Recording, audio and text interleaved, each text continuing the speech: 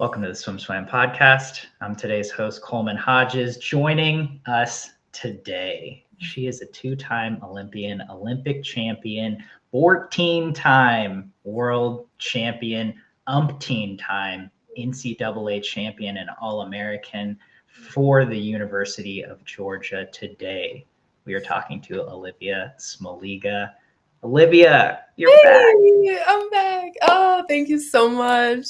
I'm so pumped to be here. I'm so grateful to reconnect with you and to be here sharing something so special and just get to chatting about some good swimming. Thanks for having me.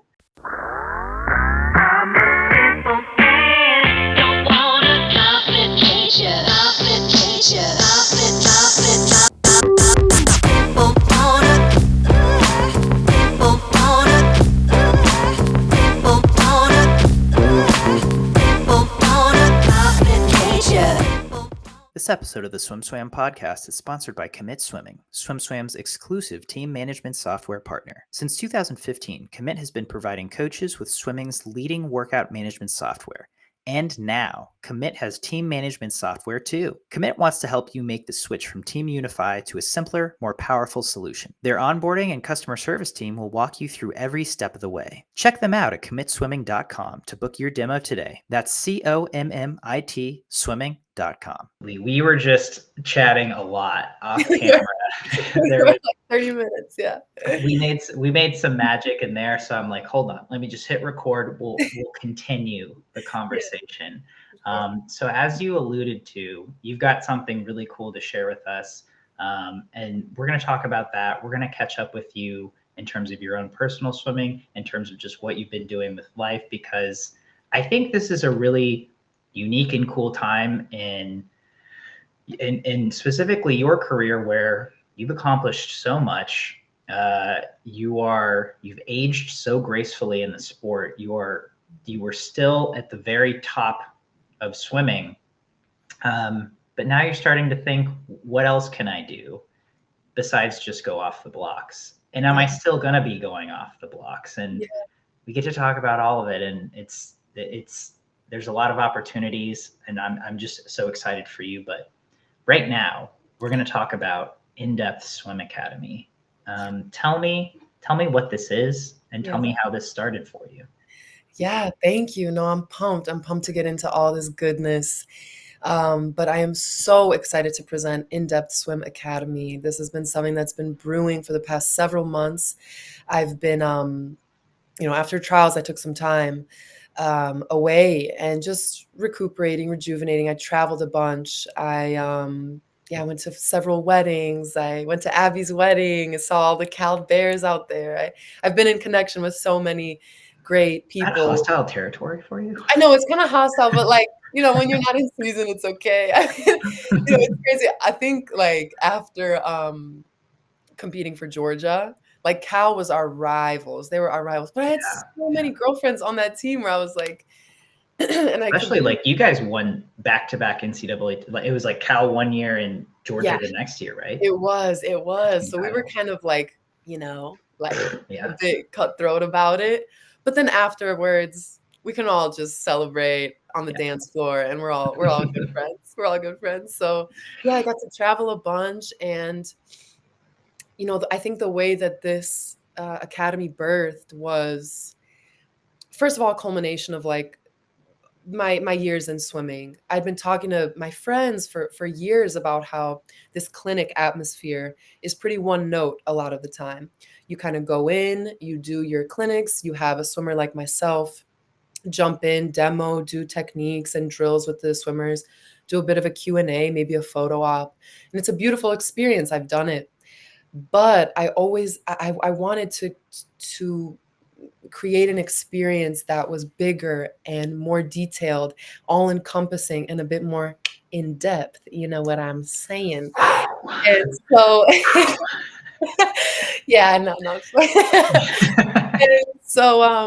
so I got to thinking, I've had a beautiful career where I've learned so much. I've learned, so much. And I really wanted to bring it to swimmers who also dream big. This academy is not necessarily for your beginner, but it's for the dreamer. It's for the dreamer who really wants to get to that next level, who has dreams of being on the USA national team, as dreams of being a world champion or an Olympian. This is kind of what I'm aiming for. And it was beautiful in this reflection over these past several months where I was at when I was 10, 11, 12 years old. What was I doing? What was my coach teaching me at the time, Steve Ida on Glenview Titan Aquatic Club? What were we doing? And how did it help me? And truthfully, I was such a nerd, like such a swim nerd. I mean, I would be watching race video. I would be running hills in my park, like right outside my house. Like I really wanted it and I wanted it bad. And luckily, I was just blessed with a super dope coaching community and support system that elevated me. And this is what I want to bring to everyone. So over these past few months, it's been brewing. I've been journaling. I've been doing a lot of research, reflecting myself, and thus this academy was born. What makes it all encompassing and what makes it so much different than any other clinic that exists is not only do we have these elite clinics where I'm going to be going into the pool and demoing and doing drills, but we're also going to be focusing on recovery. We're going to be implementing some meditative yoga, a breathwork activation practice. But my favorite part of these clinics are the classroom workshops. We're going to be focusing on goal setting, short versus long-term goals, outcome versus process goals, having worksheets and prompts that I'm going to be handing out to the swimmers that they're going to be able to work on their own and bring back the next day. This is going to be a 2-day event. And the next day, we're going to go into a visualization workshop. So, now you've established your goals. Can you visualize yourself achieving them?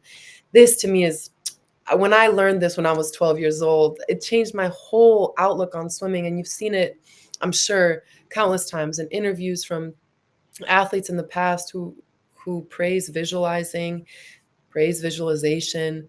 But my intention with this academy is to really create one of my intentions at least is to create a safe space, an open space where I can have open discussions with the swimmers during the classroom sessions, how to navigate setbacks, how to overcome failure, how to deal with the ups and downs. Maybe you don't drop time. Maybe you have kind of an off season. How do you come back fresher than ever on the next one?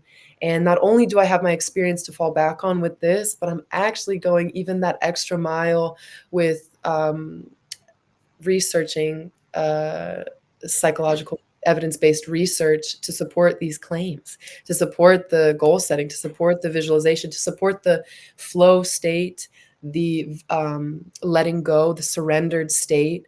And I think a lot of us athletes in my position can attest to that.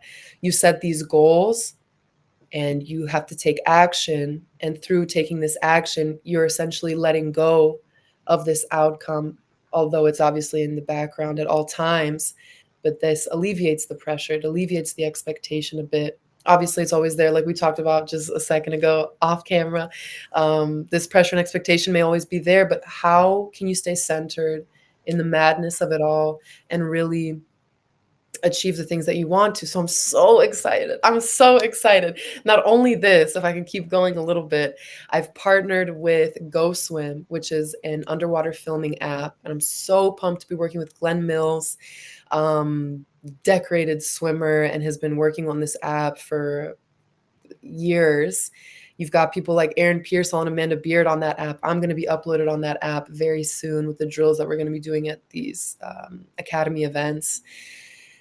And when you sign up for one event of In-Depth Swim Academy, you get a yearly access to the GoSwim app.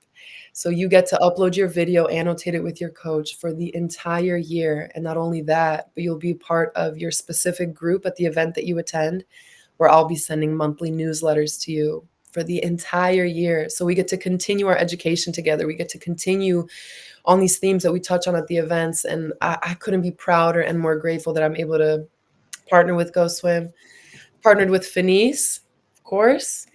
Every swimmer who signs up for one event gets a 25% discount code for all Fenice products. And the cherry on top is my Jolin clothing partnership we've created a custom suit from Jolene, which every swimmer will also receive. And so it's beautiful. There's nothing like this that exists, and I'm so pumped to be heading it, to be partnering with such incredible people, to still continue learning and creating a curriculum that I really feel will change the trajectory of so many countless swimmers across the country. Whew. That's Even- soak it in. Yeah. I feel like I've just experienced a revolution in swimming just by hearing you say that. I mean, it sounds like such a unique experience. Once again, if you're listening, that is In-Depth Swim Academy with Olivia Smoliga. It's launching soon. Again, partnered with Go Swim, Fenice, Jolene. I think the fact that you learned how to practice mindfulness and goal setting when you were 12 tells you everything you need to know about Olivia Smoliga. Thank you. No, it's cool. Yeah, thank you. Yeah, so it sounds like such a novel event, and again, this is something that's been in the works for you for months now, but it's finally coming to fruition in 2025. In terms of the mindfulness piece, I feel like that is something we've talked about more and more. I think mental health has taken a forefront in terms of just our culturally over the last decade, as has mindfulness and mental training in athletics. But in terms of that piece and what it'll look like, specifically, I know you mentioned breath work and yoga. For you, how has that piece of being an athlete come into play in the last 4 or 5 years of your career, and how do you feel like that has changed your outlook as an athlete? Yeah, it's amazing, especially in the last, I'd say 4 years is right. I think after Tokyo, I really wanted to find ways to promote this centeredness in my being, because I think when you go in the sport for such a long time as I have, perhaps there are necessary periods of reflection. So the journaling, the breath work, the yoga really helped me just become a bit more centered and get to know myself better as a human, which obviously helped me get to know myself better as an athlete. But like I said, learning all this stuff when I was 12 really helped me too, because that was like the foundation. I had built this foundation. So I was already doing yoga at the time. I didn't even know I was doing yoga, but I was doing these poses, these stretches, I think maybe almost intuitively, or maybe I just saw it on TV or something. And my coach Olivia actually Smoliga was born with yoga knowledge. let me take that back. I think we saw videos. I was about to like really rewind. No, we saw videos of yoga, and I think just like I was like intuitively moved to do it like on my own, maybe like just in my bedroom or whatever. But yeah, I was born with it, and so having this foundation really just, I don't know. I think I got a bit trapped in a bit of an anxious cycle after 2021, where the pressure and the expectation, and it all affected us differently. Of course, it was COVID and the postponement and everything. Like, it just affects us all in various ways. Of course, being in the sport, I mean, at an international level, since I was like 17, that also adds to it. You keep going, but there are these periods of reflection or pause that kind of help you, like I said, reflect and just move forward in a different and healthier way. I wanted to be a happy swimmer. Like, I wanted to feel good about myself walking up on the blocks. And so all of these foundational things that I had learned, I just had to kind of reintegrate them into my routine, because I just lost sight of them for a bit. Yeah, it's so interesting to hear that you make it through the 5-year Olympic cycle, right? To 2021 Olympic trials, make the Olympic team. See, you're a 2-time Olympian. But then then the anxious cycle kicks in. And I mean, I think it's hard coming off of a global pandemic, right? I mean, like, I think, yeah, as you said, everyone dealt with it in their own way and was going through their own things during the lockdown and the the effects of that. And I saw a meme the other day that's like, I'm still recovering from 2020, right? And it's like, I feel like in some ways we definitely are. It's still, the effects of that are still, like, we're still adjusting to in what is a new normal in many ways. But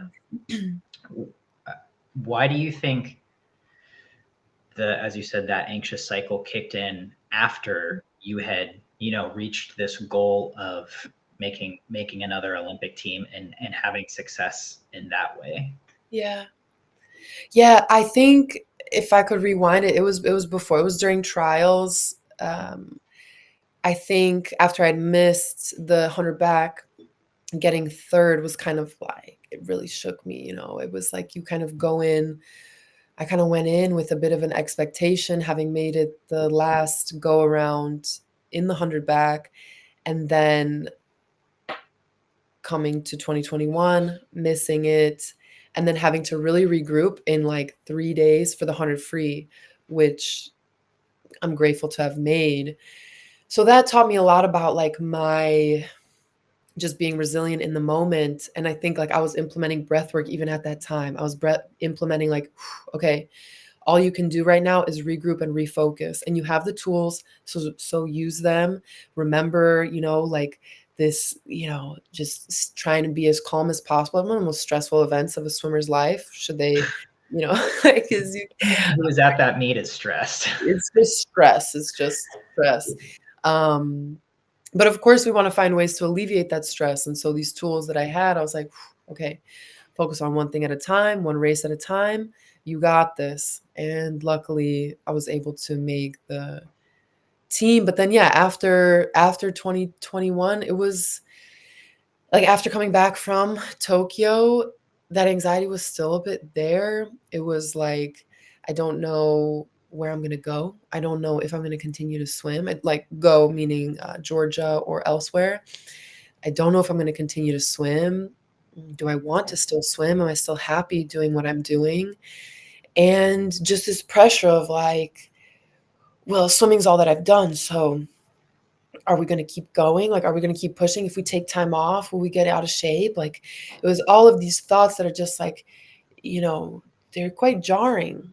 And all of these practices and tools that I've learned over the years, and especially the last 4 years, have helped me become an observer of everything that's going on in my life. So these thoughts are coming. They may be shooting at you and you're just like, bro, can we relax for a second? And you learn to become an observer, you learn to befriend your mind, and that was my biggest takeaway, probably from the last year, especially this last year, befriending my mind, getting to know myself, accepting all of the things that are happening in your mind, as it will lead to your inevitable success. Like, that's what we all want. Yeah, of course, you want to have this mindfulness component, but I feel like a lot of times it's like, oh, so you're mindful, and so you're like, it's okay, no matter what happens, and all that. But of course, we still want success. Of course, we still want to win. And so I find a beautiful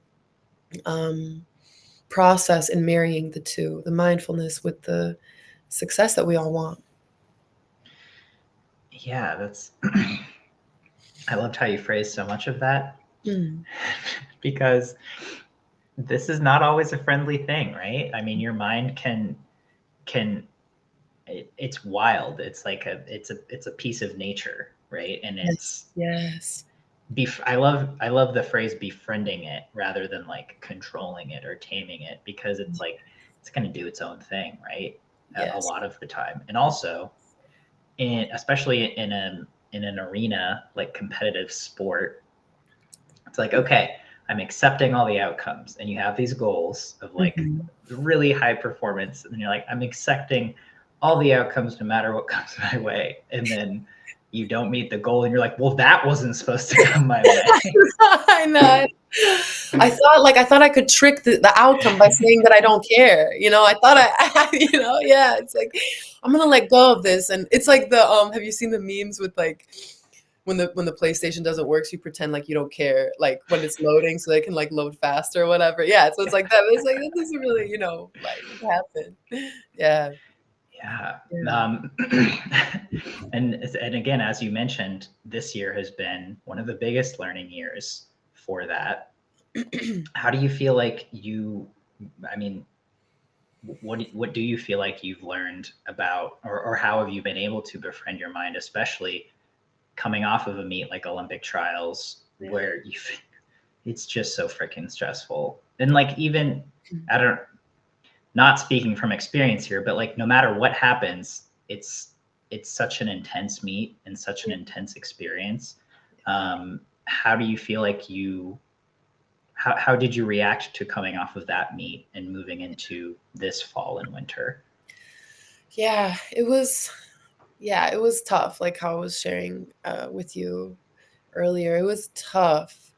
I didn't really make it so public. It was really kind of after the fact that I had this injury on my back that really took me out of the pool for days at a time, pretty consistently leading up to trials, like January, February, March, April, May. I was out for days at a time. And I did my best to kind of be in the shape that I wanted to, but it didn't click. I never dealt with injury before. It was very foreign to me. And I think at the time I never wanted to use it as an excuse either, which is why I didn't really make it public. Not that I wanted to. I don't know. I just it was like, we're good. Sorry. But I mean, you're out of the water days at a time, Mm. leading up to, the big show. Yeah. No wonder you're anxious. I mean, like, Yeah, no exactly. wonder Exactly. this doubt or anxiety is creeping in.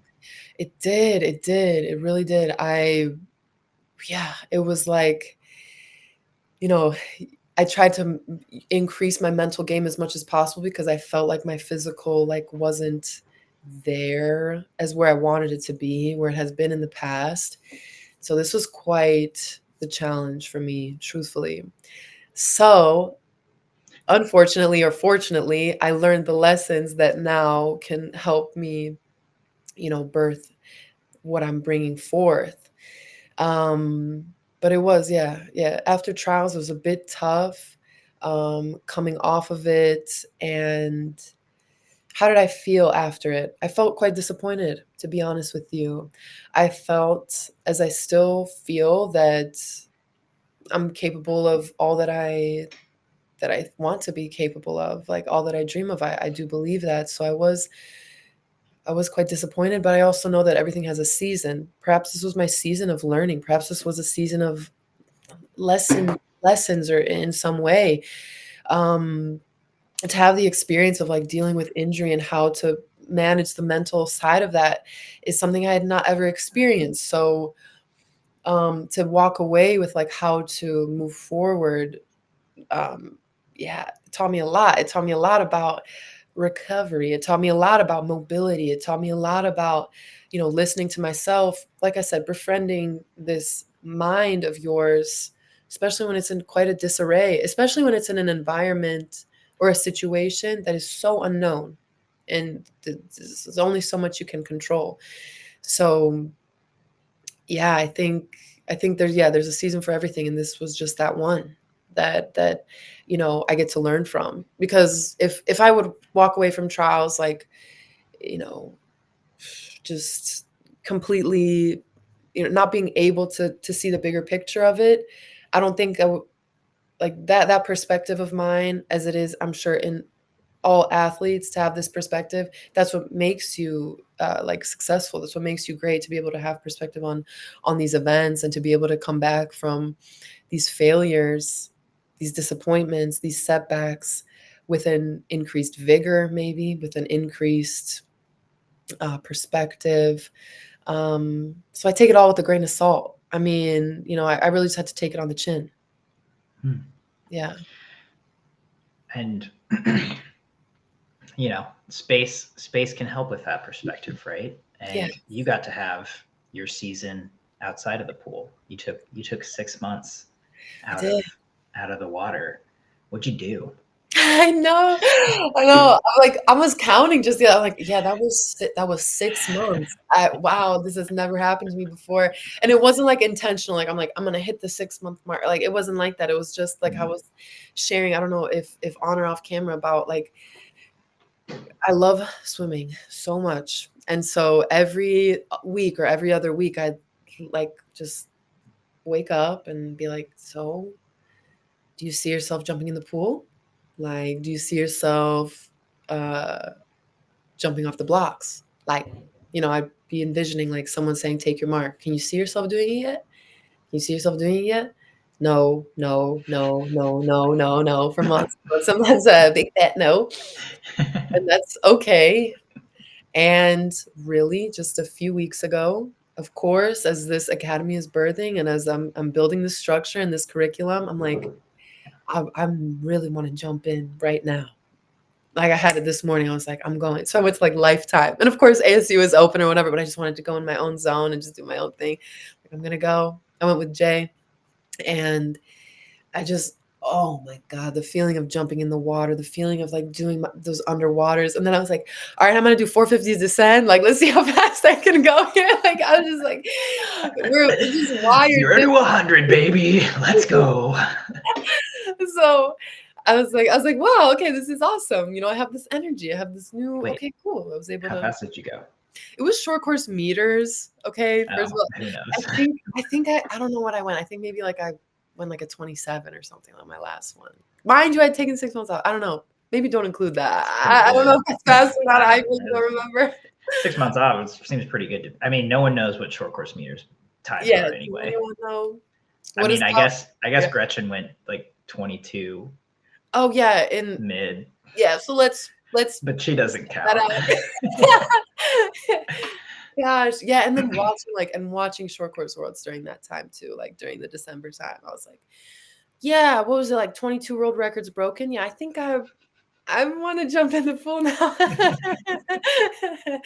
So that was incredible to watch, by the way. But yeah, so during this time, yeah, my mom's just coming in to grab something. Nope, false alarm. See ya. I'm going to add one thing just to flex on anyone who doesn't know their history. There were 30 world records broken at this short course world championships in total. Damn. And 3 American women won 7 medals. That's Reagan Smith, Kate Douglas, Gretchen Walsh. Wow. Olivia Smoliga won 8 gold medals at the 2018 Short Course World Championships. Just in case you missed out on that piece of history or her credentials, she still got the record. So that world record did not get broken. Dude, that was so crazy. That was so crazy. Yeah, I was like, I think I didn't know what to. I was like, okay. By like the 4th day, I was like, yeah, I don't think I'm gonna have that anymore after this. It's gone. It's gone. But hung on for another 2 at least years. I don't know. But yeah, so the past 6 months, like I said, this feeling of like wanting to go back in the pool or not. But I've been so blessed to be able to travel a lot, like to be able to take this time away. I traveled a lot with Jay. I traveled I went to a few weddings, like I said. I think did I say that on camera or off camera? Okay, yeah. So I went to a few weddings. Yeah, I just got to travel. I had amazing photo shoots, like experiences with different sponsors. And I just recently came back from a retreat in Portugal, which was beautiful. And I'm now here in Glenview. Let's hear a little bit about that. Retreat in Portugal? Huh? I know. Yeah. So it's like this, everything was really aligning, just listening to the timing of my own, like the cadence of my own, how do I say this? Clock. Yeah. Just the cadence of like where things were moving me is where I was going. Yeah. Really wanting to listen to myself intuitively, where to go. And yeah, everything was just like kind of just moving in accordance to that. I was moving in accordance to that. And so I went on this retreat. I've been working with this mentor who ran the retreat for a little over 2 years, and it was beautiful. It was a meditative retreat in like the most beautiful, like off the grid location in the southern coast of Portugal. We woke up to sunrise every single morning. We had up to 4 practices a day, whether that would be a yoga or a meditation or a somatic practice or Sorry, at first I was like, you Yeah. swam there? Yeah, and then we got in and so practices Sorry, meaning sorry, like continue. no, you're good, you're good. Yeah. Yeah, Different kind of practice. different kind, but still practicing nonetheless. Yeah, we swam. Actually, we did swim in the ocean, freezing cold November ocean, doing fire breath, like really awakening, your energy body. And there was a lot of beautiful movement of my emotion. So anything that I felt like suppressed in my body, anything I'd repressed for some time, which which can accumulate, especially when you're going and going and going for years on end. I was able to really meet myself, and it was really, really cool. And I was able to meet myself with beautiful people from like all walks of life, like just people from all over the world. And it was a beautiful space of compassion, non-judgment, really just seeing. There was this beautiful practice that we did on the first day where we would be moving around this room, and the practice was to meet someone eye to eye and hold the eye contact for minutes at a time. So I don't know how long you've held eye contact. Usually when you meet someone, 5-10 seconds is like normal, right? But imagine just staring deeply into someone's eyes for minutes at a time. And in this moment, you really see yourself in the other person. You're able to kind of really confront the projections that you may have that you've been putting on other people, for example. Like, it was really cool because each new person that I met, I felt something different. Like I would be like, "Ooh, I feel so energized right now," or "Oh, I feel so judged right now," or something like that. But it's really just whatever comes from within yourself that you're able to see in another person, and this oneness, being one with all, is like I felt it. I was like, "Yeah, that's real." Like I'd always been wanting to feel like, how can I be one with someone who's, you know, spoke such like bad things about me or something. Like, how can I be one with all humans everywhere? And this really showed me that, yeah, we're all cut from the same cloth. We all have this beating heart, and like when I was looking into the eyes of people, I just was able to meet myself on a deeper level. And it really opened me up to even more possibility with this academy, because I was like, yeah, this is like a beautiful somatic and a spiritual experience, but I'm also able to apply it now practically to so many swimmers, not necessarily doing the practices that I did at the retreat, of course, but just opening it up to a more fuller experience, because I'm more transparent now. Like, I'm more transparent because of this retreat. So now I'm able to really bring forth what is like necessary, or what I deem necessary, or at least of a bit of importance, because it's helped me in the past. So it was dope. It was really awesome. It was dope. I truly believe if world leaders did that, we would not have war. It's crazy, man. Right? Like, eye contact for 5 minutes. I think the phrase that, like, I don't know if I buy this, but the stereotype, not some other word for that. Yeah. If you look into someone's eyes for 5 minutes, you fall in love. Right? And it's like, that is true, not like romantic love maybe, but like, you learn to love someone else as a human. Yes. When you see them as a human. Yes, it's beautiful. Like, and yeah, a lot of things start to drop.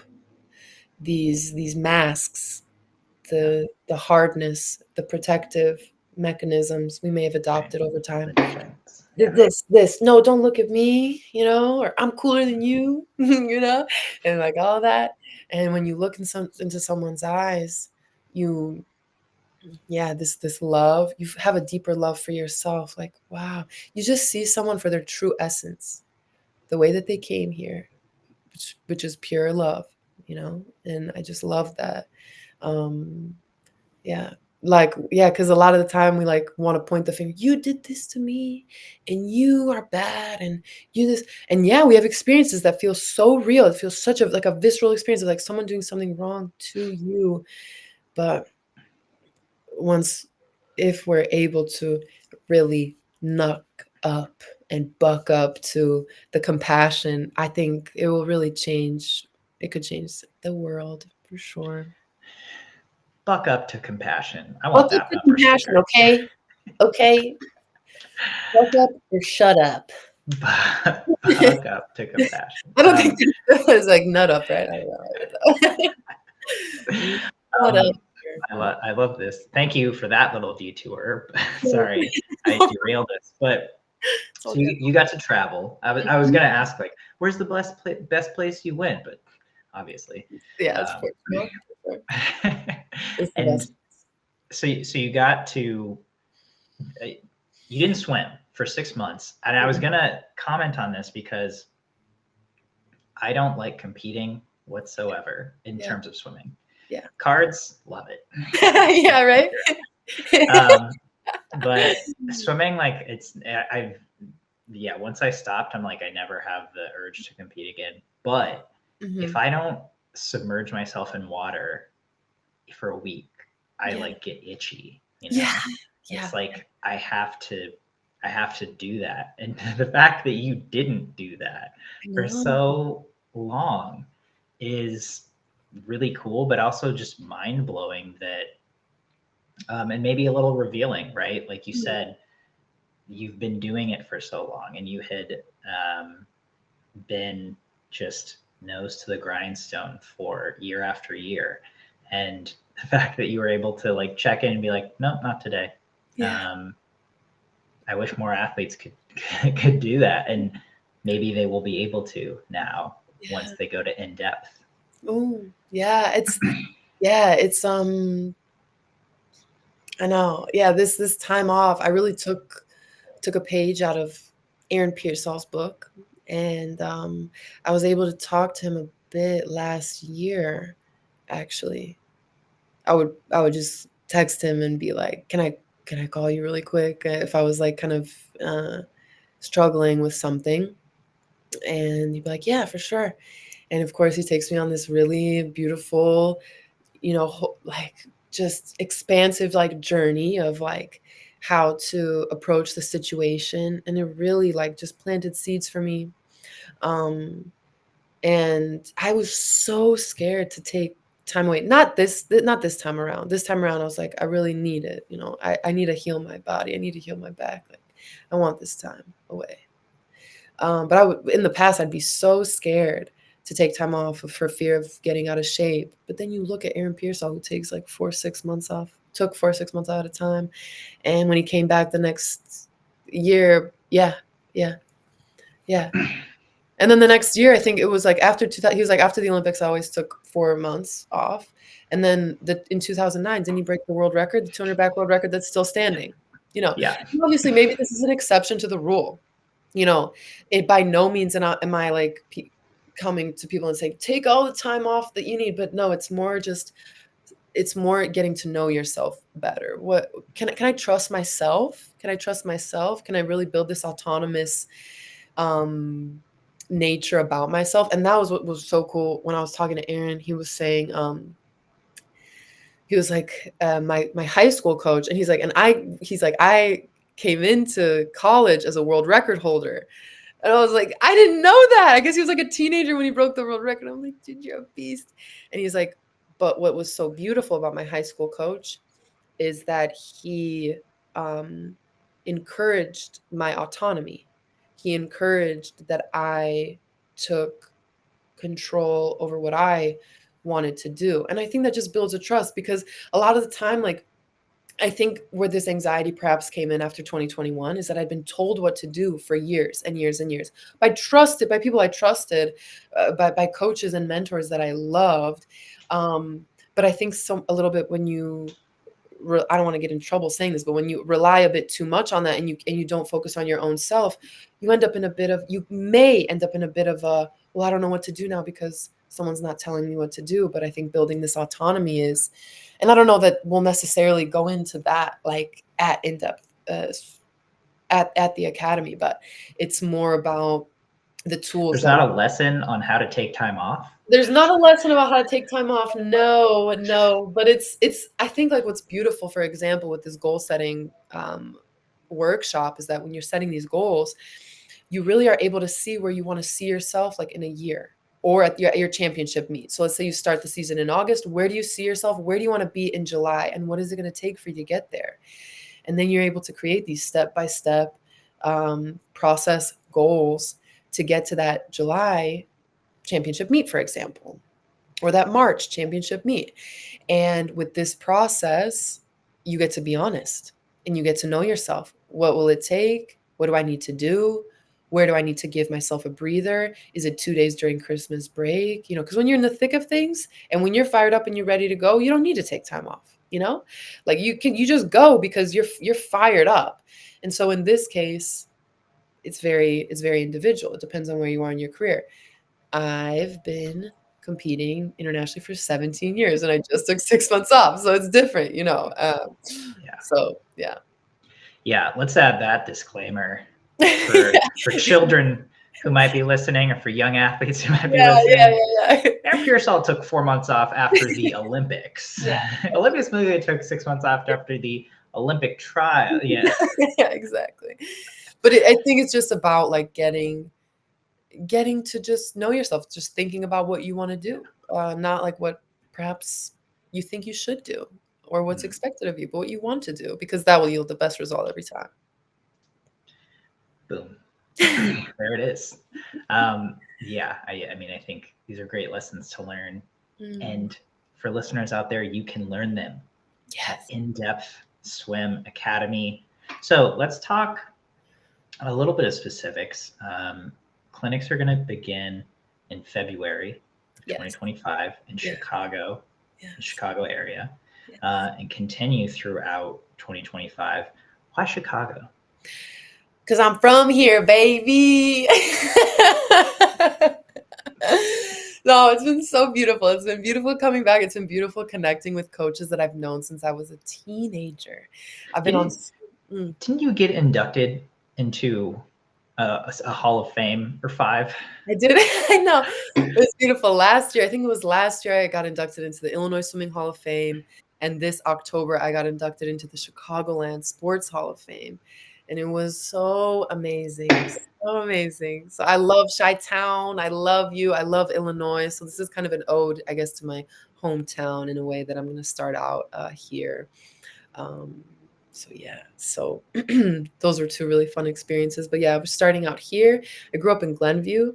And so, yeah, it's been cool kind of connecting with these club coaches that, they've known me since I was, a little high school baby. And I like how you're like Olivia Smoliga was still like 5'10" at age 10. I keep doing that. I'm like, they've known me since I was this. No, I was this. Yeah.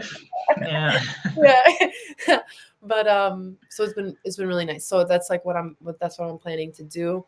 Our first clinic. Maybe can I? Yeah, I can share this because this will come out when the website launches. So our first clinic will be with Nutrier Aquatics in February. Our second event will be at Glenbrook Swim Club, which is a variation of the club team I swam on as a kid. It used to be Glenview Titan Aquatic Club. Now it's Glenbrook Swim Club. That is the following weekend. Not as good of a name, but exciting. Nonetheless. Yes. And just yesterday, we got news from Illinois Swimming, the program director from Illinois Swimming, about a women's and girls clinic and camp weekend-long event in April that is just locked in, and I am so excited for that. That's going to be so beautiful to connect with the regional, sectional, state champion swimmers of Illinois swimming, the girls and the young women there. It'll be beautiful. I'm very excited. So that's those are the first couple in February. And then the women's clinic in April, yeah. In April, yeah. If there are teams not in the Chicago area that Yes. want to get involved, is there a process for that right now? Absolutely. Please hit the website, In-Depth Swim Academy. I went like this, like as though We'll it's have it. We'll have it linked below. Yes, please visit In-Depth Swim Academy. Go to the Contact Us page. Email us. Please let us know your club team, the variation of ages that you may want to attune this club to. We're opening it up from 9-year-olds to 18-year-olds. Coaches have chosen variations of those ages to include in the events. Please email. You can also reach me on Instagram as well. Keep my messages open for this. And yes, so absolutely opening it up to any club across the country. That's exciting. She's Olivia Smoliga on Instagram. She's easy to find. Yes. Or check out In-Depth Swim Academy. So this is the In-Depth Swim Academy is launching. We've already got 3 events on the books. Yes. And you just got back in the water for the first time. Yes. So how do you see 2025 moving forward for you as a professional, launching this big statement piece of your career, and also maybe rekindling your relationship with the water and racing in the process? Yeah, I love the way you said it. Rekindling the relationship. It really will be a beautiful process as I'm going to be jumping in the pool, of course, at all of these events. But yeah, I had this really big draw to get back in a few weeks ago. And as I see 2025 in my vision right now, I will be continuing to swim, be jumping in, of course, at these events. I don't see myself particularly training quite yet, but towards the end of the year, I could see myself making a move in a different direction and perhaps beginning to train. Probably in the fall of 2025, I could see myself leaning towards that direction. But as of right now, I'll be traveling a lot. I'll be running these academies, running these events, and I'm excited for that right now. Yeah. Yeah. The possibilities are endless. They are. It seems fun to have kind of an open-ended road of, yeah, I might get back into it. Obviously, we've established you know yourself, and you know that fire could be rekindled at some point, and you're open to it if it is. I'm very open to it. Like I said, I'm open to it. I like to be. I would consider myself pretty led on this path of my life. Like guided through a lot of the things that I do. Like I have my goals and I have my desires, of course. Um, and I just follow my heart, like with what I do. I have the tools, I have the skills over these years. I've got the work ethic, It could always come back in any type of, fire should that happen. But I'm happy. I'm really, yeah, happy to feel that a bit more prevalently. Yeah, Is that a word? I What? think so. Is that a word? Makes sense to me. Over the past 2 weeks, yeah.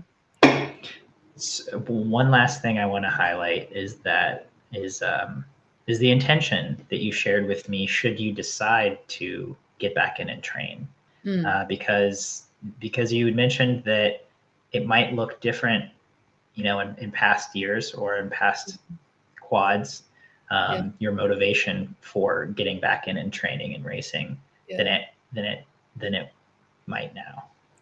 Yeah. So while I was at home, when I was sharing with you, like I'm with my family right now, and it's really like no BS kind of when you come home, I think is what I was sharing with you. We were having dinner, and I was just talking with my family, and I'm like, I could see myself coming back and doing something, and my dad was like, do you feel like you have something to prove? Is that like why why you want to go back? And I was like, bruh, what? And I, had to again get honest and like see, do I have something to prove? And what I shared with you, which what I'll share with the chat, is that I think in years past there have been times where I've wanted to prove, when you like push and you force and you grasp at this thing that you really want so bad because perhaps you have something to prove, whether it's to others or to yourself. And I was telling my dad that and my family that I don't want to go, I wouldn't come back if the mentality is that I have something to prove. If I come back, I really want it to be, I am so ready. I'm so fired up. I'm so excited to kind of come back and do this thing, not because I have something to prove, but because it makes sense. Like it makes sense. It's where I'm like, it just makes sense. Like that's like where I'm kind of going. Because I found myself in the past when I wanted to prove something and push and grasp and force, it's I don't know. I don't think I was at my best in those scenarios. So should that happen, I'm open to it for sure. So we'll see. Yeah. That's beautiful. I have 14 world titles, Dad. You think I have something to prove?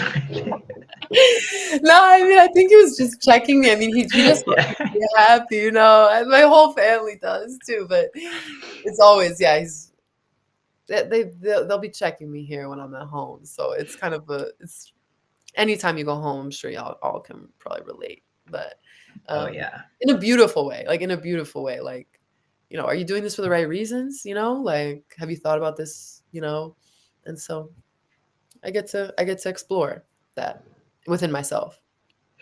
Yeah. That's great. And and that's what parents are for, right? Yeah. Keeping it real with you, keeping you honest. Keeping you honest. Yes, keep you honest. That's the best. Yeah. Do you ever laud your accolades over your family?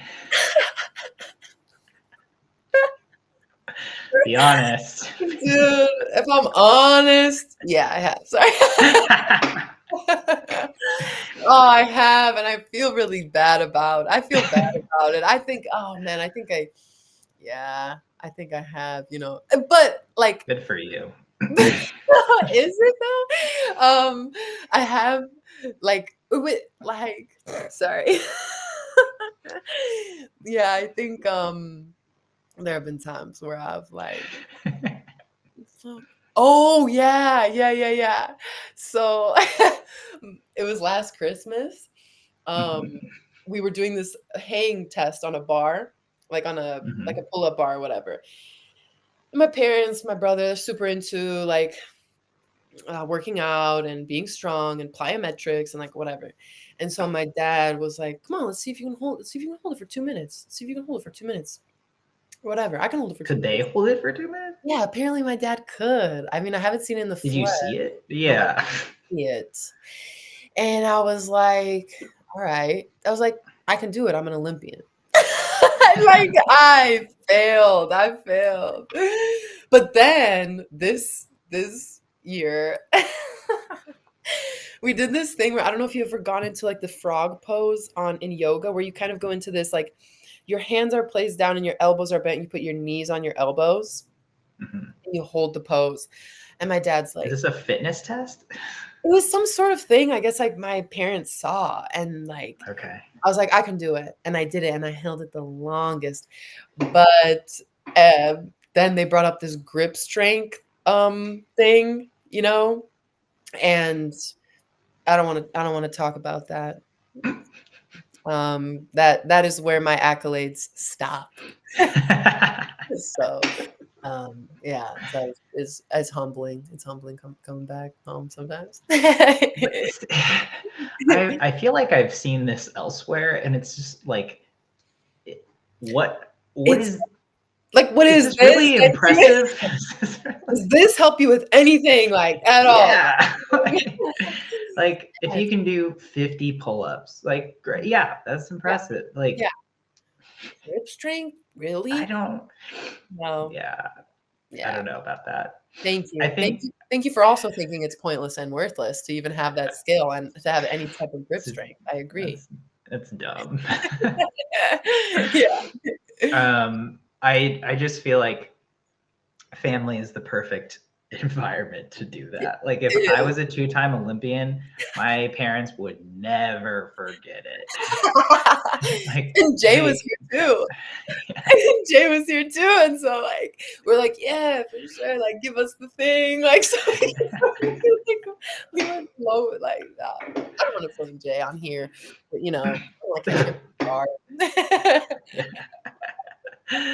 so great. They'd be like, Coleman, take out the trash. I'd be like, I'm a 2-time Olympian. I saw this tweet from I saw this tweet from 50 Cent, like from back in the day. He's like, my grandma just told me to take the trash out. And he was like, Grandma, I'm rich as hell. Like, or something. He didn't say it. That's the PG version. But I was like, yeah, it's so funny. It's like, when you come home, you're just right. You're just what is Curtis, right? 50 Cent's name is yeah. You're not 50 Cent at home. Yeah. Seriously. It's good that you're just Olivia at home. You're not 2-time Olympian, 14-time world champion. That's wild. All right. Olivia, you're the boss. Thank you so much. We've been talking for an hour. It's always such a pleasure getting to chat with you.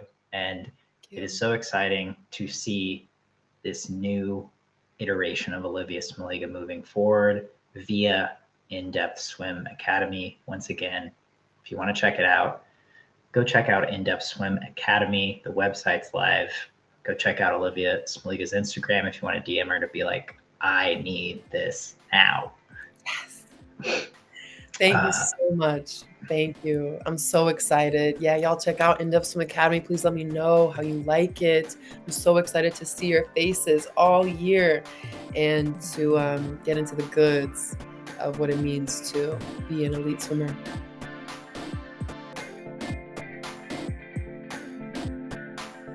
You've been listening to the SwimSwam podcast. Stay tuned for new episodes every week. You can take SwimSwam podcast on the go by subscribing on your favorite podcast platform. Look for links in the description below, and be sure to subscribe to our YouTube channel for more videos as well.